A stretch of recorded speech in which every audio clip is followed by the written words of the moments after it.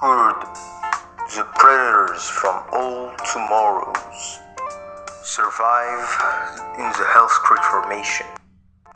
The ability of predators to survive will be divided in categories on the scale from 1 to 10. 1 meaning they can barely survive and are likely to go extinct. 5 meaning they can survive with low to mid difficulties. And something higher means they thrive with ease. The categories are settlements, environment capabilities. These include temperatures, landscape, and more. So the ability for the species that we choose to be able to adapt to those conditions. Rivalry, competition with other animals that have a similar ecological niche. And finally, starvation, the potential food sources and whether or not they're easy to access for the species that we choose, in this case, the predators. But first, what are the predators? What are they? Well, the predators are modified humans from the book All Tomorrows. There are not much information given, but here what I managed to find with what was given in the book. Spend a day live on the planet that is dry and most likely with a savanna-like environment and also a few jungles. The predators are about 7 feet tall or 2 meters in height, and using those stats we're just the square cube law and using humans as a base. This gives a weight for the predators of around 120 kilograms. For the predator speed, considering predators live on a planet with mostly savanna-like plains, and the fact that the prey that they hunt, which are called wolves of prey, seem to have a speedy build, even though they're modified to be perfect prey for them, so that means that obviously predators are speedy predators. I estimate their speed to be between 50 to 60 kilometers per hour for predators. Now, what about their intelligence? In the book, it says that they live in packs. They still have some trace of sapiency, which would later be proven as they would create their own civilization and become the killer folks. And, well, I would say that, well, they're not probably as smart as humans, at least as smart as they're probably as smart, if not more than most apes. Now, let's see what they're up against. So, we're starting with settlement. The first thing is the temperature. During the end of the Cretaceous, the temperature on average was between 11 to 12 degrees Celsius, with temperatures going up to 20 degrees during the summer in the Hell's Creek Formation.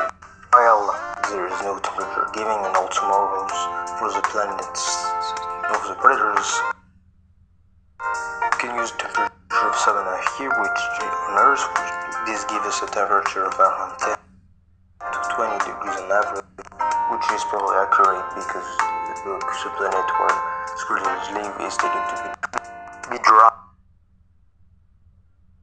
What about the landscape of the Hell's Creek Formation? Well, the Hell's Creek Formation had the complex environment going from wet, humid plains to dense forest.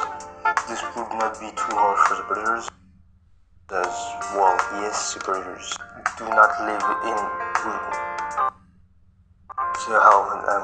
the Hell's Creek Formation is most likely a bit denser than the planet of the predators. It's not a big difference. This gives the predators a score of 7.5 out of 10 in settlement. Now we're going to analyze the starvation score, considering the weight class and the fact that they live in packs. They would likely hunt small to medium-sized herbivore like Anzu and other taurid with a weight of going from 200 to 300 kilos, and most most likely lived in small packs. Struthiomimus and Ornithomimus, who respectively weighed 150 and 170 kilos, who also lived in packs, could run up to 70 kilometers an hour or more, and were bigger than ostriches in terms of height, as they could go up to 3 meters in height. Then we have Pachycephalosaurus, who then had with a weight estimates going from 300 to 400 kilos, with some specimen reaching 1 metric ton. The predators could probably also hunt Ankylosaurus, and then Versaurus, with each having a weight of 4.5 to 8 tons for the first and 2 tons for the second. Also would likely be hunted in large packs because, those two dinosaurs are heavily armored, and in the case of Ankylosaurus, they might be a problem. So the predators might only hunt sick or old individual, or so the predators were desperate enough. And I don't think I need to talk about Triceratops and Edmontosaurus, which could both exceed well into the 10 tons, were at least as large as elephants, and most likely had herd behaviors, and could probably fight off T-Rexes with ease. With all of that, the score, the evolution score of the predators is a solid 8 out of 10. So a lot of prey to hunt without much effort and difficulty, and have shown in the book to adapt their diets if necessary. As for example, they almost made the prey, which was designed for them to hunt, disappear because they were so good at hunting the prey. And yes, they can't hunt very large prey, they still do well with what they have at disposition thanks to their pack hunting. Now for the last category, rivalry, except for the unknown dromaeosaurs, as Dectoraptor isn't valid anymore, so we don't know what is it. There is not much competition, and even then, Dectoraptor isn't large, and most likely didn't live in packs, and was pretty small on average, so probably not really that big of a problem. And for other predators like Archaeoraptor and Pteranodon being way too small, and and because of, I can't think there is no competition, I guess, or is it? There are two animals who can be a real problem.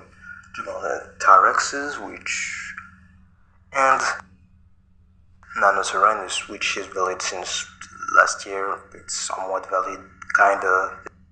It's complicated. It's debatable. We start with Nanotyrannus, which is, it's too weak and too small to beat a pack of predators, and does not have any proof of pack hunting itself.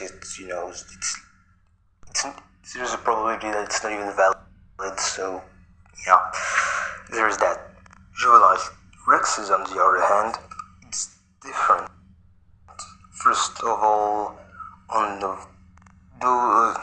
weight estimates, putting them from 4 to 5, while having the same ecological niche as the lower predators of the region. First of all, one of those juvenile T-Rex is probably enough to kill 4 to 5 predators, as they have no armor, much like humans. I'm talking about predators, and even worse for the predator, juvenile T-Rexes most likely lived in packs, and yes, they probably were not sophisticated packs, like for example wolf packs, which are really sophisticated. It's still packs of juvenile T-Rex of 5 to 6 tons, a big lizard with a crushing bite, and who can run at probably well into 40 kilometers an hour. So yeah, and well, for the Rexes,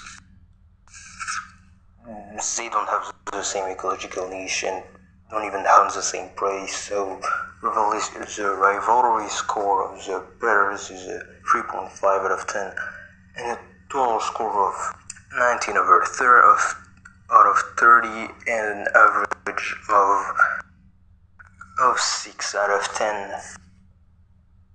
Now, I know this video was pretty short, but I hope you liked it. Don't forget to like and subscribe, and see you next time.